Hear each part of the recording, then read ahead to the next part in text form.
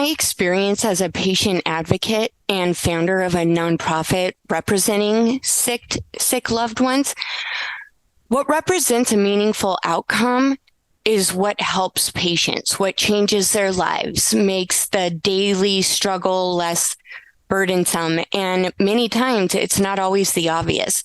Seizure control is wonderful, but it's not wonderful if you still can't leave your house due to behavior or a movement problem. Trial outcomes need to change because they need to become more patient-centric. I think historically it's always been measure what's easiest to record for obvious reasons. And seizures, as an example, are countable. You can wear an EEG, and it's pretty obvious.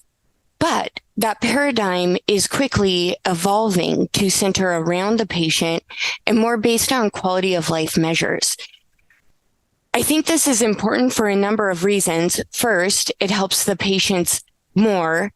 It's changing things. It's going to be much more work, but the end result is going to be better because more drugs will succeed in trial if we focus on what really matters. I think what matters most in a patient's quality of life really has to do with functioning. There are so many families where a child has epilepsy or a neurodevelopmental disorder or severe autism, and that is such a large phenotypic range. Where do they fall? And what we find in the SLC6A1 community is that sometimes the patients with super severe epilepsy actually function better than the patients with very severe autism.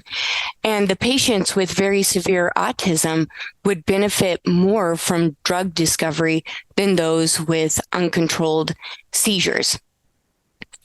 The patients with seizures may be able to attend school or may find seizure control with 4 drugs. It's not ideal. You're choosing a decision with all very, very bad options. Nobody's in a great place. But if you sit down and listen to psychological impact of patients, that's what matters. And if mom and dad are okay, if mom and dad can drive a car safely to and from school based on that child's behavior,